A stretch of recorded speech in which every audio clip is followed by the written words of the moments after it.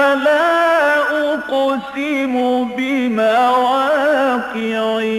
النجوم وإنه لقسم لو تعلمون عظيم إنه لقرآن كريم في كتاب مكنون لا يمسه إلا المطهرون تنزيل من رب العالمين.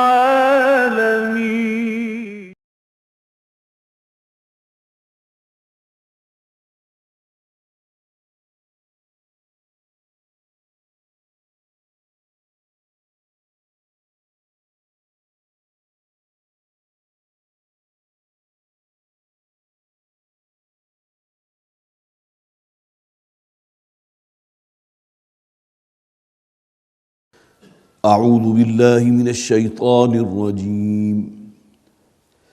بسم الله الرحمن الرحيم. وقل رب أعوذ بك من همذات الشياطين وأعوذ بك رب أن يحضرون حتى إذا جاء أحدهم الموت قال رب ارجعون لعلي أعمل صالحا فيما تركت كلا إنها كلمة هو قائلها ومن ورائهم برزخ إلى يوم يبعثون فإذا نفخ في السور فلا أنساب بينهم يومئذ ولا يتساءلون فمن ثقلت موازينه فأولئك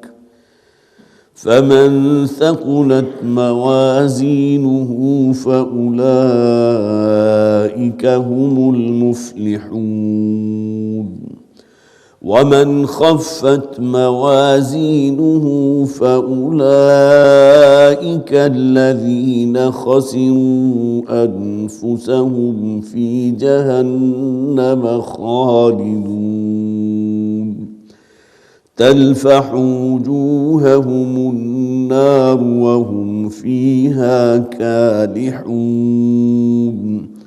ألم تكن آياتي تتلى عليكم فكنتم بها تكذبون قالوا ربنا غلبت علينا شقوتنا وكنا قوما ضالين ربنا أخرجنا منها فإن عدنا فإنا ظالمون قال اخسئوا فيها ولا تكلمون إنه كان فريق من عبادي يقولون ربنا آمنا فاغفر لنا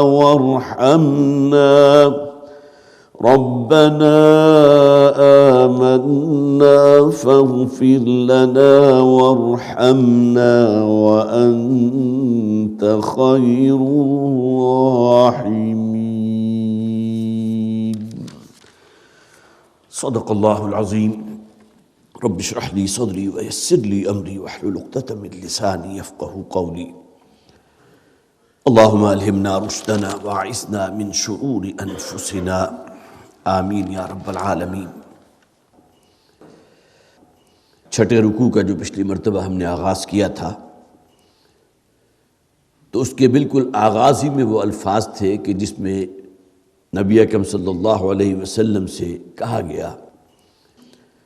قُلْ رَبِّ إِمَّا تُرِيَنِّي مَا يُوعَدُونَ، اے پروردگار اگر تو مجھے دکھا ہی دے کہ جس کا تو نے ان سے وعدہ کیا ہے۔ یہاں وعدے سے مراد وعید ہے، جو دھمکی دی گئی تھی عذاب کی، ربی فلا تجعلنی فی القوم الظالمین، تو اے میرے پروردگار کہیں میرا شمار بھی ان لوگوں میں نہ ہو جائے۔ میں نے اس سے پہلے بھی عرض کیا تھا کہ یہ معاملہ صرف نبی اکرم صلی اللہ علیہ وسلم کے ساتھ مخصوص نہیں ہے، بلکہ پورے وہ جماعت کے جو حضور پر ایمان لا چکی تھی، یہ اصل میں ان کی غمازی ہے کہ جو قرآن کر رہا ہے، کہ ان اہل ایمان میں سے جو حضور کے دست و بازو بن چکے ہیں، ہر شخص کے دل میں یہ خیال موجود ہے کہ کہیں ایسا نہ ہو کہ جب اللہ تعالیٰ کا عذاب انہیں آ پکڑے تو کہیں ہمارا شمار بھی انہیں میں ہو جائے، ہم بھی کہیں اسی عذاب کا نوالا نہ بن جائے۔ فلا تجعلنی فی القوم الظالمین وَإِنَّا عَلَىٰ أَن نُّرِيَكَ مَا نَعِدُهُمْ لَقَادِرُونَ، اور پھر اللہ تعالیٰ نے فرمایا کہ جو شے ہم ان پر نازل کرنا چاہتے ہیں، جو عذاب ہم ان پر ڈالنا چاہتے ہیں، ہم اس پر قادر ہیں کہ وہ آپ کو دکھا دیں۔ لیکن یہ بات میں نے پہلے بھی عرض کی تھی کہ نبی اکرم صلی اللہ علیہ وسلم چونکہ آخری رسول ہیں اور امت محمد آخری امت ہے، لہٰذا اس نوع کا عذاب جسے ہم عذاب استیصال کہتے ہیں وہ اس امت کے لیے نہیں ہے، بلکہ وہ پہلی اقوام کے لیے تھا، قوم عاد کے لیے، قوم سمود کے لیے، قوم صالح کے لیے۔ وہ پوری کی پوری قوم جو ہے وہ نسیم منسیہ کر دی گئی، کأن لم یغنوا فیہا، ان کے مساکن تو موجود ہیں لیکن وہاں رہنے والا اب کوئی شخص موجود نہیں سوائے ان لوگوں کے کہ جنہیں اللہ تعالیٰ نے بچا لیا، جو اہل ایمان تھے، رسول وقت بھی، اور وہ لوگ کہ جو ان پر ایمان لائے تھے، صرف وہی لوگ بچائے گئے۔ ادفع بالتی ہی احسن السیئہ، حضور کو بھی حکم دیا گیا اور آپ کے وساطت سے ہر مسلمان کے لیے حکم ہے کہ اگر کوئی تمہارے ساتھ برائی چاہے تو بدلے میں تمہاری طرف سے نیکی ہونی چاہیے، سیئہ کے جواب میں تمہاری طرف سے رد عمل میں حسنہ ہونا چاہیے۔ ادفع بالتی ہی احسن السیئہ نحن اعلم بما یصفون، ہم خوب جانتے ہیں ان تمام باتوں کو جو یہ کر رہے ہیں۔ وقل رب اعوذ بک من ہمزات الشیاطین، صرف ترجمہ کر رہا ہوں ان آیات کا جو ہم نے پچھلی مرتبہ پڑھی تھی، اور اے نبی آپ یہ دعا کرتے رہا کیجئے، اعوذ بک، کہ میں اے پروردگار تیری پناہ میں آتا ہوں، اپنے آپ کو تیری پناہ میں دیتا ہوں شیطان کی اکساہٹوں سے۔ اب یہاں بھی نوٹ کیجئے نبی اکرم صلی اللہ علیہ وسلم، یہاں واحد کا صیغہ ہے، حضور سے کہا گیا وقل، اے نبی آپ کہیے، اے پروردگار میں تو تیری پناہ میں آتا ہوں شیطان کی اکساہٹوں سے۔ لیکن ظاہر ہے کہ نبی اکرم صلی اللہ علیہ وسلم کے لیے یا آپ پر کسی شیطان کا کوئی وار کارگر ہو جانا، یا معاذ اللہ ہمارے دل میں کہیں یہ خیال آ جائے کہ آپ بھی شیطان کے اکساہٹ کے اندر کہیں ملوث ہو چکے ہیں، معاذ اللہ ثم معاذ اللہ، یہ معاملہ کسی نبی اور رسول کے لیے ممکن نہیں ہے۔ یہ اللہ تعالیٰ کی طرف سے خصوصی حفاظت ہوتی ہے، خصوصی عصمت انبیاء جسے کہا جاتا ہے، نہ صرف نبی اکرم صلی اللہ علیہ وسلم بلکہ تمام انبیاء اور رسول کو اللہ تعالیٰ کی طرف سے خصوصی یہ حفاظت حاصل ہوتی ہے کہ شیطان کا وار ان پر کارگر نہیں ہوتا۔ جیسا کہ وہ حدیث بھی میں نے آپ کو سنائی تھی، پھر ذہن میں تازہ کر لیجئے کہ حضور نے فرمایا تھا کہ ہر شخص کے ساتھ ایک شیطان جو ہے منسلک کر دیا گیا، جو اسے اکساتا ہے، برائیوں کی ترغیب دیتا ہے، گناہوں کے اوپر ابھارتا ہے، معصیت اور سب سے بڑھ کر یہ کہ بغاوت اور سرکشی پر آمادہ کرتا ہے۔ تو صحابہ میں سے کسی نے سوال کیا تھا حضور سے صلی اللہ علیہ وسلم، کیا آپ کے ساتھ بھی کوئی شیطان ہے؟ حضور نے جواباً ارشاد فرمایا تھا، ہاں میرے ساتھ بھی شیطان ہے، لیکن میں نے اسے اپنے تابع کر لیا ہے، بلکہ الفاظ حدیث کے یہ میں نے اسے مسلمان کر لیا ہے۔ اب شیطان کے لیے تو ممکن نہیں ہے مسلمان ہونا، لیکن اس سے مراد یہ ہے کہ شیطان کی کوئی اکساہٹ یا اس کی طرف سے کوئی ترغیب مجھ پر اثر انداز نہیں ہو سکتی، اور یہ حفاظت خصوصی اور عصمتی انبیاء ہے جو اللہ تعالیٰ کی طرف سے نبیوں اور رسولوں کو حاصل ہوتی ہے۔ وَأَعُوذُ بِكَ رَبِّ أَن يَحْضُرُونَ، اور میں اے پروردگار تیری پناہ میں آتا ہوں کہ یہ شیطان، اب یحضرون کے اندر یہ جمع کا صیغہ ہے، شیطان صرف ابلیس کی جو ہے وہ ذریت معنوی سلبی تو نہیں ہے، انسانوں میں سے بھی بہت سے لوگ وہ ہیں کہ جو شیطان کا روپ دھار لیتے ہیں، شیطانوں سے بڑھ کر آگے کام کرنے والے ہوتے ہیں۔ شیطان تو ممکن ہے کہ شرم کے مارے جو ہے شرمسار ہو جائے ان لوگوں کو دیکھ کر کہ جو اس کے بہکاوے میں آ کر درندے بن جاتے ہیں، خونخوار بھیڑیے بن جاتے ہیں، جنسی جسے آپ کہیں اعتبار سے سوروں سے بھی آگے نکل جاتے ہیں، اگرچہ ابتدا جسے آپ یہ کہہ سکتے ہیں کہ اکساہٹ تو شیطان کی طرف سے تھی، لہذا خواہ ان کا تعلق جسے ہم ذریت سلبی کہتے ہیں، شیطان کی ذریت سلبی کون ہے؟ ابلیس کی اولاد در اولاد میں وہ کہ جو مجسم شیطان ہے، لیکن یہ کہ ذریت معنوی میں انسان بھی آ جائیں گے جو سلب میں تو شامل نہیں ہے، لیکن انسانوں کے اندر بہت سے ایسے ہیں جو شیطانی کردار ادا کرنے والے ہیں۔ تو اے پروردگار میں ان تمام سے تیری پناہ میں آتا ہوں، اپنے آپ کو تیری پناہ میں دیتا ہوں کہ وہ میرے سامنے آئیں، حاضری دیں، مجھے اکسانے لگے، حتیٰ اذا جاء احدهم الموت قال رب ارجعونی، یہاں تک کہ جب ان پر میں سے کسی پر موت مسلط کر دی جاتی ہے، موت کا پروانہ آ جاتا ہے، تو وہ کہتے ہیں رب ارجعونی، اے پروردگار مجھے واپس لوٹا دے دنیا میں، لعلی اعمل صالحا فیما ترکت کلا، شاید کہ میں کچھ نیک اعمال کر سکوں۔ یہاں شاید کے معنی یہ نہیں ہے کہ لازماً شاید ہی مراد ہے، بلکہ یہاں لازماً میں نیک اعمال کروں گا، اس لیے کہ جو فرشتے آ جائیں گے اور وہ فرشتے کے جو بہت ہی خوفناک شکلیں ہوں گی اور ہاتھوں میں گرز ہوں گے، جس کا ذکر قرآن میں کہا گیا یضربون وجوہہم وادبارہم، ان کے چہروں اور ان کی پیٹھوں کے اوپر جو ہے وہ ضربے لگاتے ہوئے ان کی روح قبض کریں گے، تو اس موقع پر یہ کہیں گے کہ شاید کہ مجھے واپس بھیج دے، میں لازماً نیک اعمال کروں گا۔ اور پھر یہ کہ یہ تو ایک بات ہے کہ جو ان کی زبان پر آ گئی، کلا انہا کلمۃ ہوا قائلھا، کلا کے اندر بھی بڑی معنویت ہے، ایسا ہرگز نہیں ہو سکتا کہ ہم انہیں واپس بھیجیں، ہماری سنت کے خلاف ہے۔ ورنہ تو فرعون نے بھی تو کہا تھا نا، جو خدائی کا دعوے دار تھا، جب وہ ڈبکیاں لگانے لگا اور معلوم ہوا کہ موت اسے خود محسوس ہوا کہ موت اس کے سر پر ہے، تو اس نے کہا تھا کہ میں ایمان لاتا ہوں موسیٰ اور ہارون کے رب پر، لیکن اس وقت کا ایمان لانا کسی اعتبار سے معتبر نہیں ہے، نہ فرعون کے لیے تھا نہ کسی اور شخص کے لیے ہو سکتا ہے، اس لیے کہ احادیث صریحہ میں الفاظ موجود ہیں کہ جب موت کا گھنگرو بولنے لگتا ہے، سکرات موت کا آغاز ہو جاتا ہے، تو اللہ تعالیٰ کی طرف سے توبہ کا دروازہ بند کر دیا جاتا ہے۔ بڑے پیارے الفاظ ہیں قرآن حکیم میں، جہاں یہ فرمایا گیا کہ اللہ تعالیٰ نے ایسے لوگوں کی توبہ اپنے ذمے لازم قرار دے دی ہے جو کہیں جہالت میں آ کر کہیں نادانی میں کسی گناہ کا مرتکب ہوتے ہیں اور پھر فوراً رجوع کرتے ہیں اللہ کے حضور، توبہ کرتے ہیں۔ انما التوبۃ علی اللہ للذین یعملون السوء بجہالۃ ثم یتوبون من قریب، اور آگے کیا فرمایا گیا، ولیست التوبۃ للذین یعملون السوء، ان لوگوں کی توبہ قبول نہیں ہوتی کہ پوری زندگی جو ہے وہ بد اعمالیاں کرتے رہتے ہیں، حرام کے مرتکب ہوتے رہتے ہیں، غلط کاموں میں ملوث ہوتے رہتے ہیں، یہاں تک کہ جب ان کے اوپر موت مسلط کر دی جاتی ہے تو اس وقت کہتے ہیں کہ انی تبت الآن، کہ میں اب توبہ کرتا ہوں۔ جب موت کے سکرات شروع ہو جائیں گے تب تو توبہ کا دروازہ بند ہو جائے گا، احادیث میں بھی موجود ہے۔ لہذا یہاں جو فرمایا گیا کلا، ہرگز نہیں، یہ ممکن نہیں ہے کہ ان کو واپس جو ہے دنیا میں بھیج دیا جائے اس امید پر کہ جو کہہ رہے ہیں کہ میں نیکوکار بن جاؤں گا، تمام روپیہ پیسہ جو بھی میرے پاس ہے مال و دولت صدقہ کر دوں گا، کلا ہرگز نہیں۔ ایک مراد تو یہ ہے، اور دوسرے یہ کہ ہرگز نہیں، وہ دوبارہ وہی کچھ کریں گے۔ گویا کہ وقتی معاملہ ہے، جیسا کہ ہوتا ہے انسان کے اوپر جب کوئی کڑے حالات آ جاتے ہیں، کوئی سخت اور مصیبت ہے، کوئی جان لیوا قسم کا مرض ہے، تو اللہ کے حضور وہ توبہ کرتا ہے اور آئندہ کے لیے اس کی زندگی میں جو جو بھی گناہ موجود تھے صدق دل سے توبہ کرتا ہے، پروردگار ان کا اعادہ میں نہیں کروں گا۔ لیکن یہ کہ جب اللہ تعالیٰ اسے اس مصیبت سے نکال دیتا ہے، قرآن میں کئی مقامات پر اس مضمون کو بیان کیا گیا، شرک سے بڑا گناہ تو کوئی نہیں، لیکن مشرکین کا بھی یہ طرز عمل تھا۔ حضرت اکرمہ جو ابو جہل کے بیٹے ہیں، بعد میں ایمان لے آئے، ان کے ایمان لانے کا تو سبب یہی تھا نا، وہ نکلے ہیں جزیرہ نما عرب کو خیر بات کہتے ہوئے کہ اس لیے کہ اب وہاں وہ رہ نہیں سکتے جب تک اسلام قبول نہ کریں، اسلام غالب ہو چکا ہے، فتح مکہ ہو چکی ہے، لیکن یہ کہ رستے میں جہاز، جب بحری جہاز میں تھے اور کوئی طوفان آیا اور موت ہر شخص کو اپنے سر کے اوپر کھڑی ہوئی نظر آئی، تو انہوں نے یہ دیکھا کہ تمام لوگ جو اس جہاز میں موجود ہیں، اس بڑی کشتی میں موجود ہیں،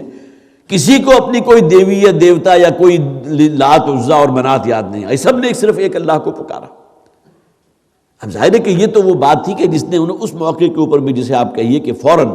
انہوں نے محسوس کر لیا کہ یہی تو وہ بات ہے جس کی دعوت دیتے ہیں محمد صلی اللہ علیہ وسلم۔ تو گویا کہ ان کے ایمان لانے کا سبب کیا تھا کہ ایسے موقعوں پر جب کہ انسان کسی بہت بڑی مشکل میں مبتلا ہوتا ہے، وہ صرف ایک اللہ کو پکارتا ہے، معلوم ہوا کہ توحید اس کے اندر موجود ہے۔ کلا انہا کلمۃ ہوا قائلھا، یہ ہرگز وہی دوبارہ کریں گے، ایسا ممکن نہیں ہے۔ اس وقت خواہ وہ کتنا ہی کہیں کہ موت کو ہم پر سے ذرا مؤخر کر دے، ذرا ٹال دے، ہم نیک اعمال کرنے والے بن جائیں گے، کلا ہرگز نہیں، یہ اسی کا ارادہ دوبارہ کریں گے۔ انہا کلمۃ ہوا قائلھا، یہ تو ان کی زبان کی ایک پھاگ ہے جو انہوں نے نکال دی۔ زبان سے الفاظ نکالتے ہوئے تو دیر نہیں لگتی، یہ تو انہیں کہہ دیا انہوں نے فوری طور پر، جہنم کو اپنے سامنے دہکتا ہوا دیکھ کر، یا فرشتوں کو خوفناک شکلوں میں اپنے ہاتھوں میں گرز پکڑے ہوئے ان کی روح قبض کرنے کے لیے اللہ نے جو بھیجے تھے، تو فوری طور پر انہوں نے کہہ دیا انہا کلمۃ ہوا قائلھا ومن ورائہم برزخ الی یوم یبعثون، اور اس وقت تک کے لیے کہ جب تک کہ اللہ تعالیٰ بعث بعد الموت نہیں کرے گا،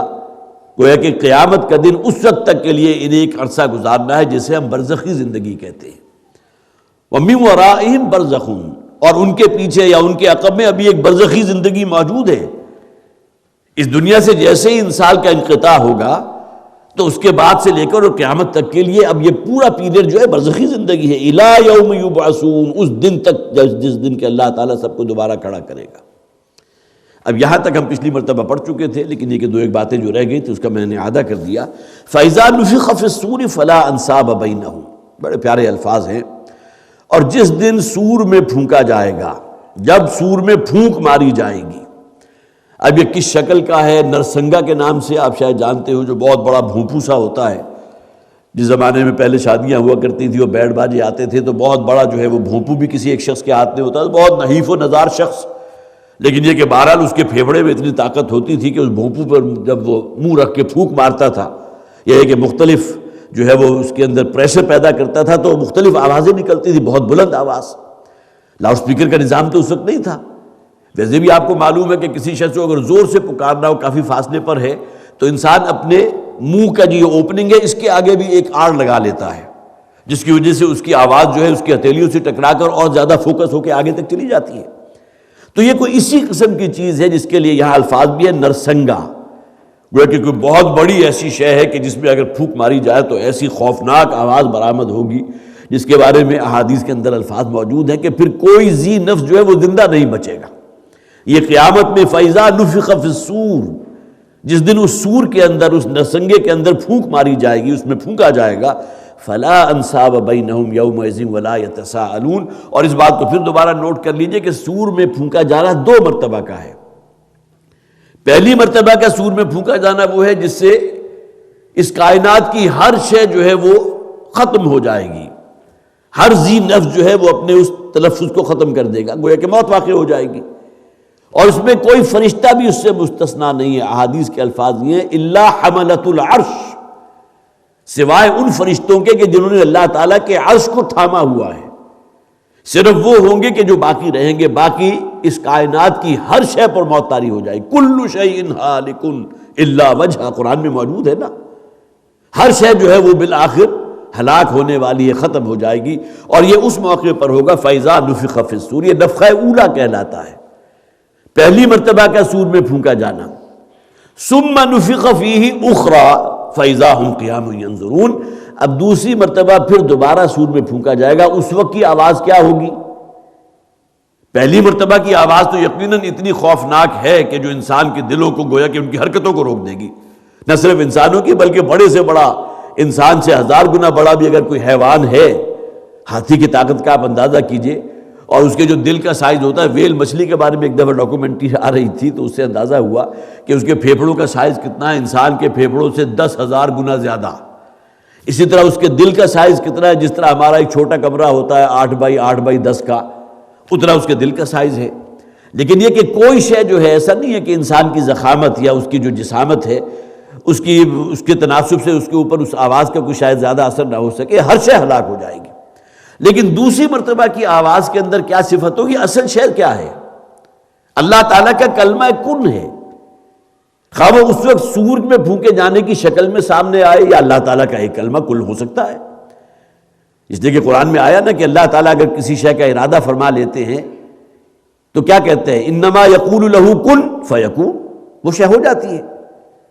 اس دوسری مرتبہ کا سور میں پھونکا جانا، اس میں کیا تاثیر ہوگی کہ اب تمام انسانوں کو زندہ کر دیا جائے گا۔ اب ایکسیپشن ہے، ہر شے ہلاک ہو گئی تھی جن میں حیوانات بھی شامل ہیں، لیکن حیوانات کا باعث بعد الموت ہے ہی نہیں، انہیں تو دوبارہ زندہ نہیں کیا جائے گا۔ فرشتے ان میں شامل تھے کہ جو ہلاک ہو گئے، ان میں فرشتے بھی شامل تھے، انہیں دوبارہ زندگی مل جائے گی۔ اور اسی طرح انسان کو دوبارہ زندہ کیا جائے گا مواخذے کے لیے، حساب کتاب کے لیے۔ اسی لیے جو عام طور پر قیامت کا دن کہتے ہیں کسے؟ کھڑے ہونے والا دن، جبکہ عدالت خداوندی میں ہر شخص کو کھڑا کر دیا جائے گا قیامت کا دن۔ فَإِذَا نُفِخَ فِي الصُّورِ فَلَا أَنْسَابَ بَيْنَهُمْ يَوْمَئِذٍ وَلَا يَتَسَاءَلُونَ۔ اب یہ دوسری مرتبہ کے سور کے پھونکے جانے کا ذکر ہے کہ اس موقع پر جب تمہارا انسان دوبارہ زندہ کیے جائیں گے تو فَلَا أَنْسَابَ بَيْنَهُمْ، تو ان کے درمیان کسی قسم کا تعلق دنیاوی باقی نہیں رہے گا۔ آج تو ہم لوگ بہت سے رشتہ داریوں کے اندر پیوست ہیں نا، باپ بیٹے کا تعلق ہے، بہن بھائی کا تعلق ہے، شوہر بیوی کا تعلق ہے، دادا پوتے کا تعلق ہے، اور دادا کو پوتے سے کتنی محبت ہوتی ہے اور پوتے کو دادا کے ساتھ کتنا جو ہے محبت اور وہ معاملہ ہوتا ہے، ان کا آپ حضرات کو بھی تجربہ ہے، سب کو معلوم ہے۔ لیکن اس دن کسی قسم کا کوئی تعلق جو ہے بدل نہیں رہے گا۔ پہچانیں گے، باپ بیٹے کو پہچانے گا، بیٹا باپ کو پہچانے گا، شوہر بیوی کو پہچانے گی، لیکن یہ کہ کسی کا کوئی تعلق اس دن کسی کے کام نہیں آ سکے گا۔ جیسا کہ نبی اکرم صلی اللہ علیہ وسلم کی ایک حدیث بھی ہے جو یہاں موجود ہے، یہاں کے حواشی کے اندر، کہ حضور نے ارشاد فرمایا کہ قیامت کے دن تمام نسب اور تمام دنیاوی تعلقات ختم ہو جائیں گے الا نسبی و سحری، سوائے ایک نسب کے جو میرا نسب ہے۔ اب اس حدیث کی صحت کے بارے میں نہیں کہہ سکتا، اس لیے کہ حواشی کے اندر مولانا شبیر احمد عثمانی رحمۃ اللہ علیہ کے جو حواشی ہیں وہ یقیناً بڑی مستند بات ہمیشہ لے کر آتے ہیں، اور آپ حضرات کا علم میں ہوگا کہ والد محترم رحمہ اللہ کے جو ہے یہ بہت ہی، جسے آپ کا یہ پسندیدہ ترین تفسیروں میں سے تھی، کہ جس کا ترجمہ جو ہے شیخ الہند مولانا محمود الحسن دیوبندی کا ہے، اور اس کے حواشی علامہ شبیر احمد عثمانی رحمۃ اللہ علیہ کے حواشی ہیں۔ تو اس میں اگر وہ حدیث کو لائیں تو یقیناً اس کا لیکن حوالہ یہاں موجود نہیں ہے، تو حضور نے فرمایا الا نسبی و سحری، سوائے ایک تعلق کے جو میری آل اولاد میں ہے، جو میری سحر کے اندر ہے، اس کے علاوہ کوئی اور تعلق باقی نہیں رہے گا۔ اور وہ الفاظ جو ہیں آپ نے اس سے پہلے بھی میں نے اس کا حوالہ دیا تھا، یود المجرم لو یفتدی من عذاب یومئذ ببنیہ وصاحبتہ واخیہ وفصیلتہ التی تؤویہ ومن فی الارض جمیعا ثم ینجیہ۔ اس دن تو نفسا نفسی کا عالم ہوگا، اور ہر شخص یہ چاہے گا کہ جہنم میں جھونکو، اس کے باپ کو بھی، اس کے بیٹے کو بھی، اس کی بیوی کو بھی، اس کی ماں کو بھی، کسی طرح اس کو بچا لیا جائے۔ فلا انساب بینہم، اور یہی وجہ ہے یہاں حواشی میں لکھا ہے کہ حضرت عمر رضی اللہ تعالی عنہ نے حضور کے ساتھ وہ نسب کا تعلق جوڑنے کے لیے پیغام نکاح بھیجا تھا حضرت علی رضی اللہ تعالیٰ عنہ کی بیٹی حضرت ام کلثوم کو، اور حضرت ام کلثوم کا پھر نکاح حضرت علی رضی اللہ تعالیٰ عنہ کی جو صاحبزادی ہیں ان کا نکاح حضرت عمر کے ساتھ ہوا تھا، اور حضرت عمر نے کہا تھا کہ میں نے یہ رشتہ قائم صرف اس لیے کیا ہے تاکہ نبی اکرم صلی اللہ علیہ وسلم کی آل میں شامل ہو سکوں۔ اور روایات میں ہے کہ 40,000 روپے کا جو ہے وہ مہر آپ نے باندھا تھا، اتنی خطیر رقم اس زمانے میں۔ لیکن یہ کہ یہ سعادت جو ہے حضور کی اس حدیث کی بنیاد پر کہ الا نسبی، سوائے میرا نسب جو ہے، اس کو وہ ایک گویا کہ ایک اللہ تعالیٰ کی طرف سے کچھ حاصل ہوگی، لیکن فوری طور پر ذہن میں آتی ہے وہ حدیث جس کا آپ انکار نہیں کر سکتے، جو بارہا میں نے آپ کو سنائی ہے، جبکہ حضور صلی اللہ علیہ وسلم نے ایک موقع پر اپنے گھر کی خواتین کو جمع کیا تھا جن میں آپ کی لخت جگر بھی موجود تھی، حضرت فاطمہ الزہرا جو حضور کے جو جگر گوشہ رسول ہیں صلی اللہ علیہ وسلم، اور آپ نے حضرت فاطمہ کا نام لے کر یہ فرمایا تھا، حضرت صفیہ کا نام لے کر یہ فرمایا تھا، اور جو خواتین موجود تھی ایک ایک کا نام لے کر آپ نے فرمایا یا فاطمہ بنت محمد انقذی نفسک من النار فانی لا املک لک من اللہ شیئا، اے فاطمہ محمد کی لخت جگر اپنے آپ کو جہنم کی آگ سے بچانے کا بندوبست خود کرو، اس لیے کہ میں وہاں تمہارے کسی کام نہیں آ سکوں گا۔ ایک طرح اس طرح بالکل کلیت نفی ہے، حالانکہ حضرت فاطمہ جو ہے ان کے اور حضور کے درمیان تو کوئی درمیان میں رکاوٹ نہیں ہے۔ آل محمد صلی اللہ علیہ وسلم میں ٹاپ پر کون ہے؟ اللہ تعالیٰ نے اگر 2 بیٹے دیے بھی تھے تو بچپن میں اٹھا لیے، صرف 4 صاحبزادیاں رہی ہیں نا، حضرت فاطمہ کے ساتھ حضور کی جو محبت تھی اس کو بھی اپنے ذہن میں رکھی۔ وہ حدیث بھی موجود ہے انی لا املک لک من اللہ شیئا، کہ آخرت میں قیامت کے دن میں تمہارے کسی کام نہیں آ سکوں گا۔ لیکن دوسری طرف وہ حدیث بھی ہے جس میں حضور نے فرمایا الا نسبی و سحری، کہ قیامت کے دن ایک تعلق قائم رہے گا ان لوگوں کے درمیان جو میری آل میں سے ہیں، جو میری نسب میں سے ہیں۔ ظاہر ہے کہ ہر شخص جو ہے اپنے عمل کی بنیاد پر، اپنی سیرت و کردار کی بنیاد پر انسان مکلف ہے، لہذا وہ لوگ جو اگرچہ حضور کی آل میں ہیں لیکن بد کردار ہیں، فرض کیجئے فسق و فجور کے اندر مبتلا ہیں،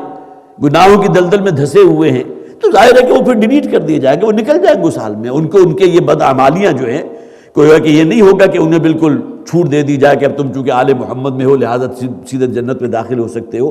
اس چیز کی نفی کی ہے حضور نے اس حدیث میں جس میں حضرت فاطمہ سے آپ نے فرمایا تھا انی لا املک لک من اللہ شیئا، لیکن اصولی طور پر وہ بات ہے کہ جیسا کہ میں نے عرض کیا اس حدیث میں بھی موجود ہے۔ تو فَإِذَا نُفِخَ فِي الصُّورِ فَلَا أَنْسَابَ بَيْنَهُمْ يَوْمَئِذٍ وَلَا يَتَسَاءَلُونَ، اس دن کسی کے درمیان کوئی قرابت داری جو ہے وہ موجود نہیں رہے گی، وَلَا يَتَسَاءَلُونَ، اور نہ ہی وہ ایک دوسرے سے کوئی پوچھ گچھ کر سکیں گے۔ میں نے ترجمہ تو وہ کیا جو آپ بھی سمجھے،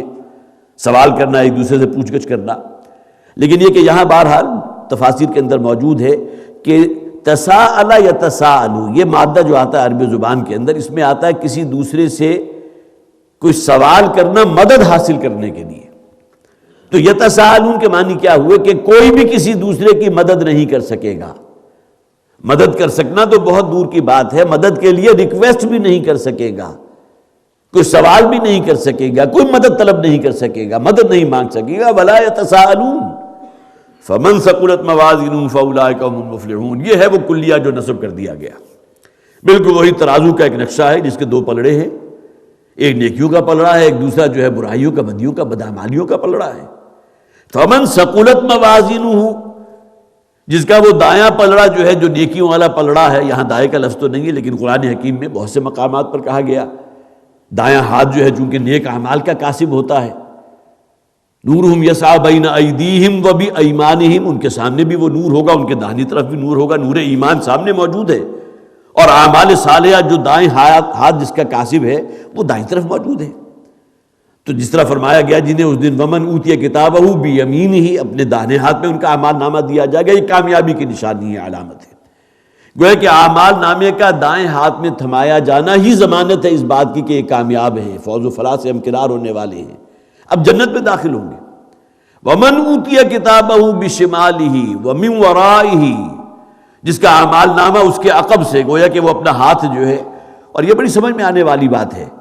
اب لوگوں کو جب معلوم ہے کہ جس شخص کا اعمال نامہ دائیں ہاتھ میں دیا جا رہا ہے تو یہ اصحاب الیمین ہے، کامیاب لوگ ہیں، تو بائیں ہاتھ والے کے ہاتھ سامنے جب اعمال نامہ پیش کیا جائے گا تو وہ اپنے ہاتھ کو پیچھے لے جائے گا، وہ اس کو وصول کرنے سے انکار کر دے گا۔ لہذا سورہ انشقاق میں فرمایا گیا پھر ان کے عقب ہی سے ان کے ہاتھ میں ان کا اعمال نامہ تھما دیا جائے، دیکھیے یہ حقیقت ہے، اب تمہارا ٹھکانہ وہ ابدی ٹھکانہ جو ہے وہ جہنم ہے۔ تو یہ دو بازوؤں کا ذکر جو ہے، دو ہاتھوں کا ذکر قرآن میں کئی مقامات پر موجود ہے۔ فمن ثقلت موازینہ فاولئک هم المفلحون، تو جن لوگوں کا پلڑا اس دن بھاری ہوگا، اعمال نامے کا نیکیوں والا پلڑا، خواہ اسے آپ دایاں پلڑا کہہ لیجئے، نیکیوں والا پلڑا کہہ لیجئے، فمن ثقلت موازینہ فاولئک هم المفلحون، تو یہ وہ لوگ ہوں گے کہ جو فلاح سے ہمکنار ہونے والے ہیں، کامیاب ہیں، فائز ہیں، اولئک هم الفائزون، یہ الفاظ بھی آ جائیں گے اگلی آیات کے اندر۔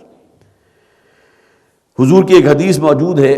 نبی اکرم صلی اللہ علیہ وسلم نے ارشاد فرمایا کہ اس اعمال نامے کے اندر سب سے زیادہ وزنی شے کلمہ توحید اور اس پر استقامت ہے۔ استقامت کے لفظ کو نوٹ کیجئے، صرف لا الہ الا اللہ جو ہے مجرد یہ انسان کے لیے کافی نہیں ہے، دائرہ اسلام میں تو داخل ہو جائے گا یقیناً، لیکن لا الہ الا اللہ تو عبداللہ ابن ابی نے بھی پڑھا تھا، اور کتنے منافقین ہیں جنہوں نے نہیں پڑھا تھا، تو ان کے تو کسی کام نہیں آئے گا وہ۔ ہاں اس کے ساتھ حضور نے فرما دیا اس پر استقامت، اگر اللہ کے ساتھ کسی اور کو شریک نہیں سمجھتے تو اطاعت صرف اسی کی ہونی چاہیے، اپنے نفس کی اطاعت نہیں ہونی چاہیے، اس کلمہ توحید کا تقاضا ہے۔ توحید فی الاطاعت جو ہے اس کے سوا اور کیا ہے کہ اللہ کی اطاعت کے مقابل اگر آپ نے کسی اور کی اطاعت کر لی تو یہ شرک ہے، شرک فی الاطاعت ہے۔ ایک صحابی حضور کی خدمت میں حاضر ہوئے تو اور آ کر کہا تھا مجھے تو صرف ایک بات ایسی بتا دیجئے جو مجھے جنت میں داخل کر دے،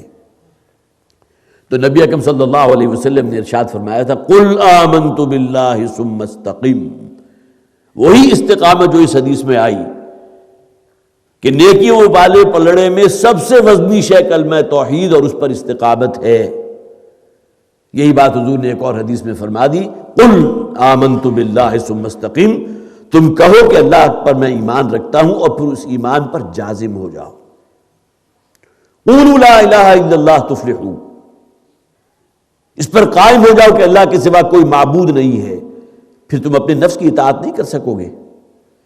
اگر تم اللہ کو مانتے ہو کہ صرف وہی معبود ہے تو نفس کی اطاعت کی تو شرک فی الاطاعت ہے، زمانے کے رسم و رواج کی اطاعت کی تو شرک فی الاطاعت ہے۔ تو کلمہ لا الہ کے جو مضمرات ہیں، مقدرات ہیں، ان کو اپنے ذہن کے اندر رکھیے۔ قولوا لا الہ الا اللہ تفلحوا، کہو اللہ کا اور کوئی ساجی نہیں ہے، کوئی اس کا شریک نہیں ہے، تم کامیاب ہو جاؤ گے۔ اس حدیث کے اندر تو یہ استقامت کے الفاظ نہیں ہیں، لیکن یہ جو صحابی آئے تھے حضور کے پاس اور آ کے سوال کیا تھا مجھے تو کوئی ایک کلمہ ایسا بتا دیجئے جس پر عمل پیرا ہو جاؤں تو جنت میں داخل کر دیا جاؤں، تو حضور نے فرمایا قل آمنت باللہ ثم استقم، کہو کہ میں ایمان رکھتا ہوں اللہ پر اور پھر اس کے اوپر جازم ہو جاؤ استقامت کے ساتھ۔ تو فمن ثقلت موازینہ، تو جن کے وہ پلڑے جو نیکی والے پلڑے ہیں اس دن بھاری ہوں گے، اور جیسا کہ میں نے عرض کیا یہ کلمہ طیبہ جو ہے سب سے وزنی شے ہے، فاولئک ھم المفلحون، تو یہ لوگ ہوں گے جو فلاح تک پہنچ جائیں گے، کامیاب ہوں گے۔ ومن خفت موازینہ، دیکھیے یہی فلاح کا لفظ ہے جو سورت کے بالکل آغاز میں تھا، قد افلح المؤمنون، افلح یفلح، یہاں آئے گا مفلحون، کیا معنی کام نکال لے گئے، منزل مراد تک پہنچ گئے، کامیاب اور سرفراز قرار دے دیے گئے، فاولئک ھم المفلحون۔ ومن خفت موازینہ، اور جن کے وہ پلڑے اس دن ہلکے رہ گئے، نیکیوں کا پلڑا اگر ہلکا رہ گیا تو اس کے معنی کیا ہوا کہ بدیوں کا اور برائیوں کا وزن زیادہ ہے۔ فَأُولَٰئِكَ الَّذِينَ خَسِرُوا أَنفُسَهُمْ، تو یہ وہ لوگ ہیں جنہوں نے خود اپنے آپ کو تباہی اور ہلاکت تک پہنچا دیا۔ اس دنیاوی زندگی میں جب تک اللہ تعالیٰ نے مہلت عمر دی تھی ان کے پاس موقع تھا، جیسے کہ حضور نے فرمایا خواہ کوئی شخص کوہ احد جتنے گناہ بھی کما لے لیکن صدق دل سے اللہ کے حضور توبہ کرے گا تو اللہ تعالیٰ معاف فرما دے گا۔ حضور کا قول ہے کوہ احد، اگرچہ اہل عرب کے لیے شاید اس سے اونچا اس سے کوئی پہاڑ تھا ہی نہیں، یہ ماؤنٹ ایوریسٹ یا اس طرح K2 اور کتنی ناگا پربت اس قسم کی جو ہیں، ان تمام چیزوں سے تو وہ لوگ لا علم تھے۔ ان کے مشاہدے کے اندر جو شے تھی، کوہ احد جتنے بھی اگر کسی شخص کے پہاڑ ہوں، گناہ ہوں پہاڑ جتنے، تب بھی اللہ معاف فرما دے گا بشرطے کہ صدق دل سے توبہ کرے۔ تو انہوں نے خود اپنے آپ کو اس ہلاکت اور تباہی میں ڈالا، ان کے اپنے ہاتھوں کی کمائی، ذالک بما قدمت ایدیہم، یہ تمہارے اپنے ہاتھوں کی کمائی ہے، ایدیکم کے الفاظ بھی ہیں، تمہارے اپنے ہاتھوں کی کمائی ہے۔ فَأُولَٰئِكَ الَّذِينَ خَسِرُوا أَنفُسَهُمْ فِي جَهَنَّمَ خالدون، یہ وہ لوگ ہیں جنہوں نے اپنے آپ کو خود تباہی اور ہلاکت تک پہنچا دیا اور اب یہ جہنم میں رہیں گے ہمیشہ ہمیشہ خالدون۔ اب اس زندگی کا کوئی اینڈ نہیں ہے، وہاں ہمیشگی ہے اور ہمیشہ کا رہنا ہے۔ تلفح وجوہہم النار، اب اگلے الفاظ جو ہیں وہ تو پڑھتے ہوئے اور سنتے ہوئے انسان کانپ جاتا ہے، اس لیے کہ قرآن حکیم میں جہاں جنت کی نعمتوں کا ذکر کیا گیا اور اس قدر دل ربا الفاظ میں کیا گیا کہ انسان کے اندر خواہش پیدا ہوتی ہے کاش اللہ تعالیٰ ہمیں وہاں پہنچا دے۔ جو خواہش تمہارے دل میں آئے گی وَلَكُمْ فِيهَا مَا تَشْتَهِي أَنفُسُكُمْ وَلَكُمْ فِيهَا مَا تَدَّعُونَ، جو بھی خواہش تمہارے اندر ابھرے گی اللہ تعالیٰ کی طرف سے بھرپور سیری کا اہتمام کر دیا جائے گا، لیکن ظاہر ہے کہ کوئی گناہ کی خواہش انسان کے اندر پیدا نہیں ہوگی۔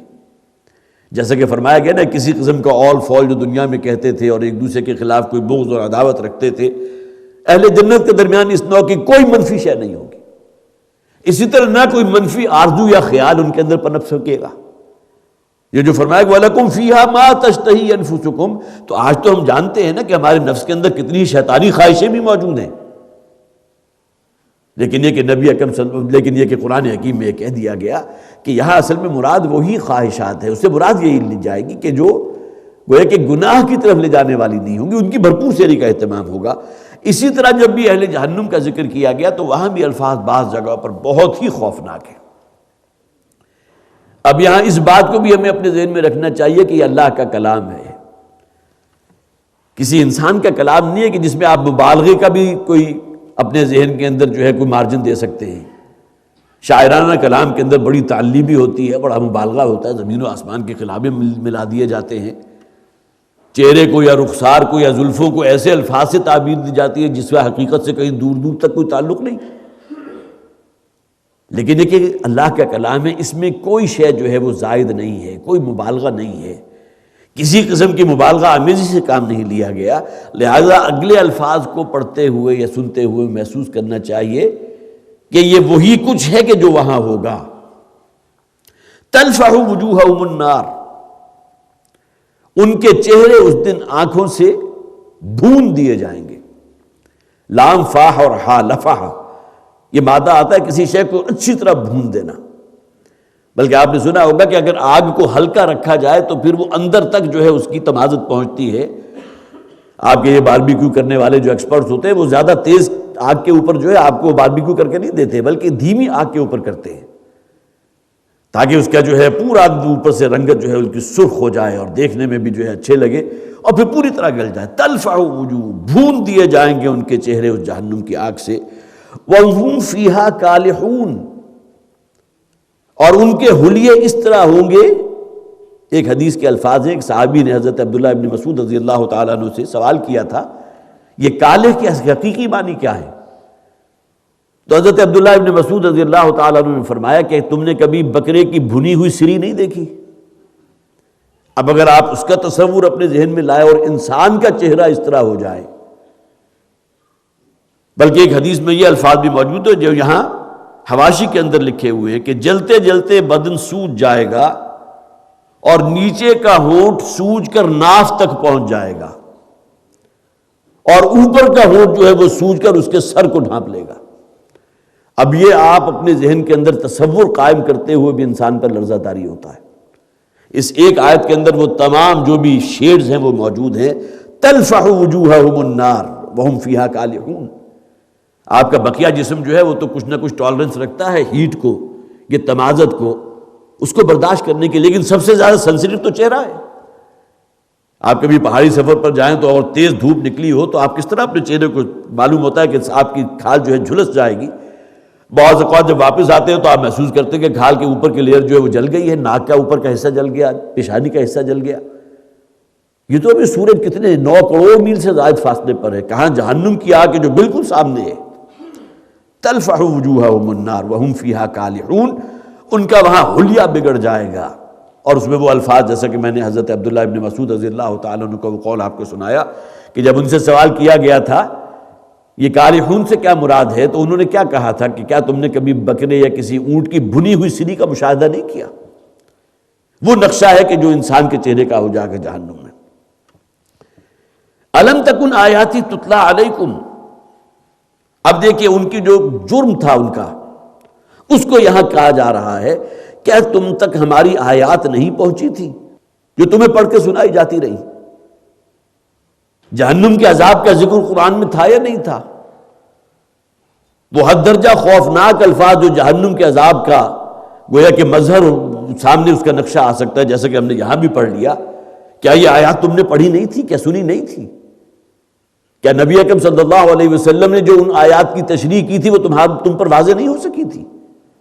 الم تکن آیاتی تتلی علیکم فکنتم بہا تکذبون، اور ان آیات کا تو تم نے تمسخر اڑایا، مذاق اڑایا، اسے جھٹلاتے رہے۔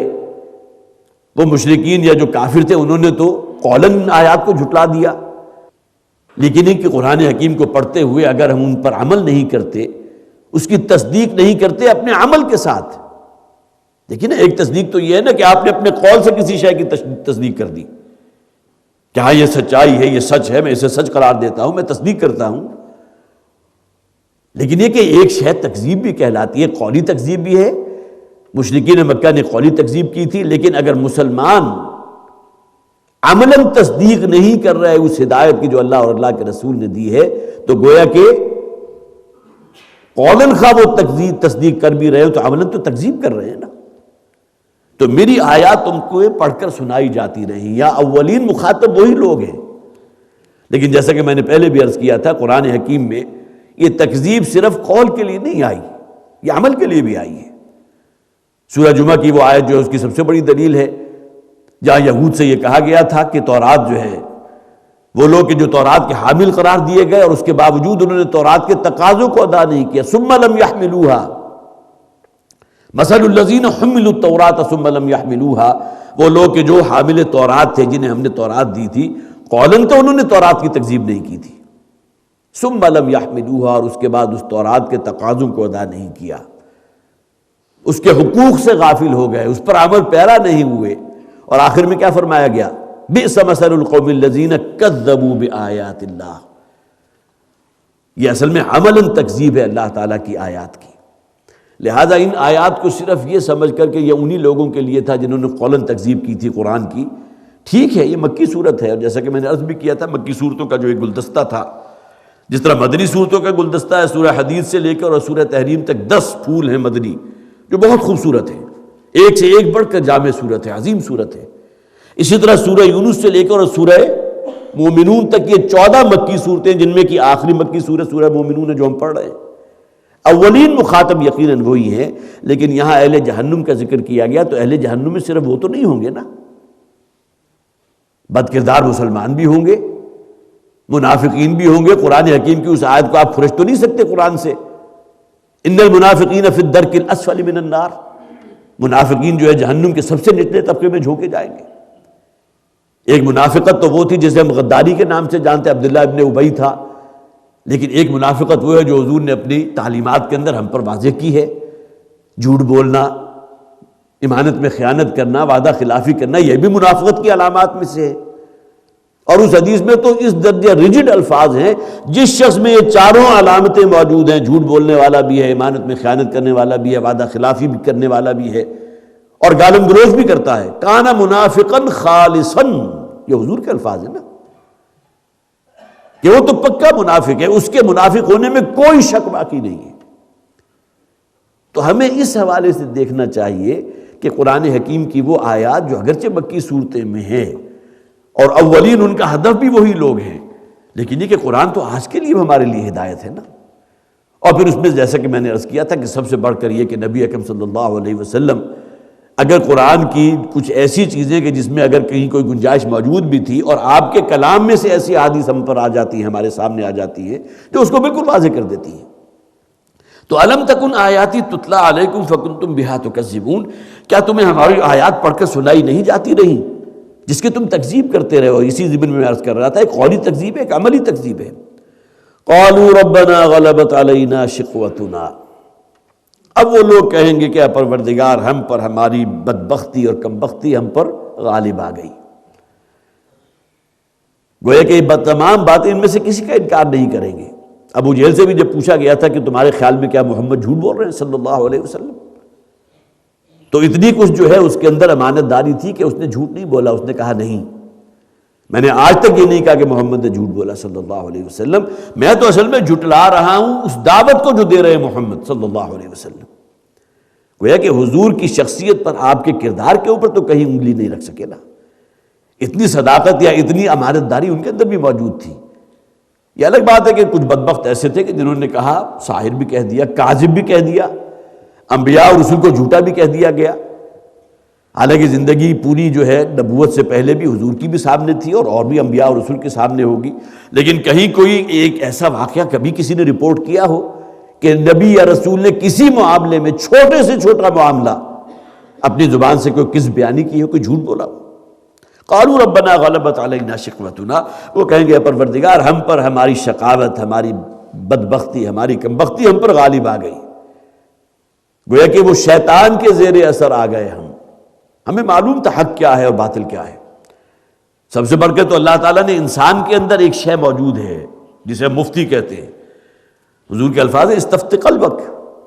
ایک صحابی آئے تھے اپنا ایک مسئلہ لے کر، تو حضور نے فرمایا اپنے دل سے پوچھ لو، یہ اندر مفتی بیٹھا ہوا ہے تمہیں بالکل صحیح فتویٰ دے گا۔ تو انسان کے اندر یہ ضمیر نامی شے جو ہے اس کے اندر نیکی اور بدی کی تمیز ہے، خوب جانتا ہے کیا برائی ہے، کیا بھلائی ہے، کیا نیکی ہے، کیا بدی ہے۔ تو وہ کہیں گے پروردگار ہم پر ہماری شقاوت غالب آ گئی تھی، ہمیں معلوم تھا سب کچھ، لیکن ہم نے اس رستے کو اختیار کیا کہ جو شیطان کا رستہ تھا، اپنی خواہشات نفس کی بندگی میں ہم لگ گئے۔ یہ ہوائے نفس جی ہے، وَأَمَّا مَنْ خَافَ مَقَامَ رَبِّهِ وَنَهَى النَّفْسَ عَنِ الْهَوَىٰ، وہ شخص جو اپنی خواہشات نفس کو لگام دے کر رکھتا ہے، کنٹرول میں رکھتا ہے، اور اپنے رب کے سامنے حاضری کے خوف سے لرزہ و ترسا رہتا ہے۔ فَإِنَّ الْجَنَّةَ هِيَ الْمَأْوَىٰ، صرف یہی وہ لوگ ہوں گے کہ جن کا ٹھکانہ پھر جنت ہوگی۔ اللہم ربنا اجعلنا منہم۔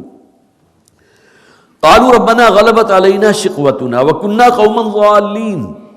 اور ہم بہک گئے تھے، ہم تو وہ قوم ہو گئے جو بہکائی ہوئی قوم ہوتی ہے، جو بہک گئی، شیطان کے بہکاوے میں آ گئے۔ اس لیے کہ شیطان نے تو بہت جو ہے، جسے آپ کہیے اس کو تو اختیار دیا ہے اللہ تعالیٰ نے، وسوسہ بھی کر سکتا ہے، ملمہ کاری بھی کر سکتا ہے، کہ ثقافت کو جو ہے اوریانی جو ہے اس کو ثقافت کا نام دے کر جو ہے قوم کے اندر اس کو جاری کر سکتا ہے، ہماری یہ ثقافتی ورثہ ہے۔